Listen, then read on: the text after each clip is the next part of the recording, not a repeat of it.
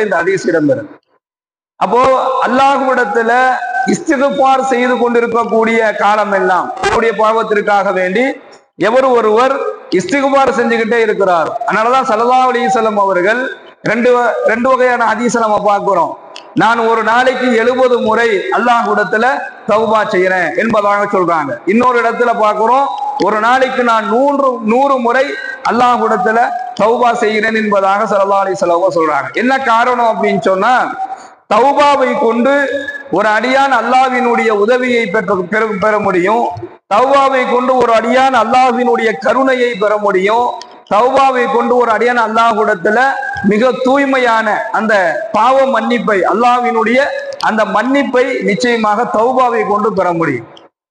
தௌபாவை செய்யக்கூடிய அடியானை அல்லாஹ் நேசம் கொள்ளக்கூடியவனாக இருக்கிறான். அந்த பாவ மன்னிப்பு இருக்குது, அந்த தௌபாவை யாருக்கு அல்லாஹ் செய்யக்கூடிய பாக்கியத்தை கொடுக்குறான் அப்படின்னு சொன்னா, யார் அல்லாஹ்வினுடைய கட்டளைகளை நிறைவேற்றக்கூடிய விஷயத்துல மிகவும் கவனமாக அதை செயல்படுத்துறாரு, அதை மகிழ்ச்சியாக செய்யறாரு. எதெல்லாம் அல்லாஹ் கட்டளையாக கொடுத்திருக்கிறானோ அதை ரொம்ப மகிழ்ச்சியா செய்யறாரு. அதே போன்று ஒரு பாவத்தை செஞ்ச உடனேயே அதை நினைத்து கை சேதம் கொள்றார்.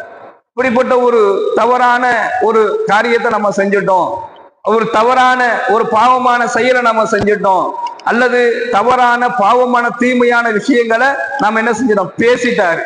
இப்படி எதையோ ஒன்று பாவத்தை செய்து விட்டவுடன் அதை நினைத்து அவர் மனதில் கவலைப்படுறாரு, கை சேதம் கொள்ளக்கூடியவராக இருக்கிறார். இல்ல அப்படின்னு சொன்னா, யா அல்லாஹ் இனிமேலே இந்த தவறை, இனிமேல் இந்த பாவத்தை, இந்த தீமையான செயலை நான் என்ன செய்ய மாட்டேன், இனிமேல் செய்யவே மாட்டேன் என்பதாக உறுதி கொள்றார்.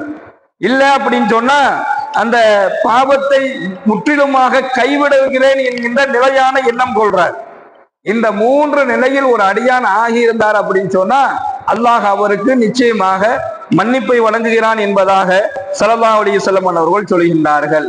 அருமையான சகோதரர்களே, இந்த பாவத்திற்கெல்லாம் தௌபா எப்படி பரிகாரமாக மாறுதோ, பாவம் செய்ய மாட்டேங்கக்கூடிய எண்ணம் கொள்வது, பாவம் செய்தவுடன் கவலை அடைவது, அதே போன்று இனிமேல் செய்யவே மாட்டேன் என்பதாக முடிவெடுப்பது, இதெல்லாம் எப்படி அல்லாஹ்விடத்துல விரைவாக மன்னிப்பை பெற்று தருமோ அதே போன்றுதான் ஸல்லல்லாஹு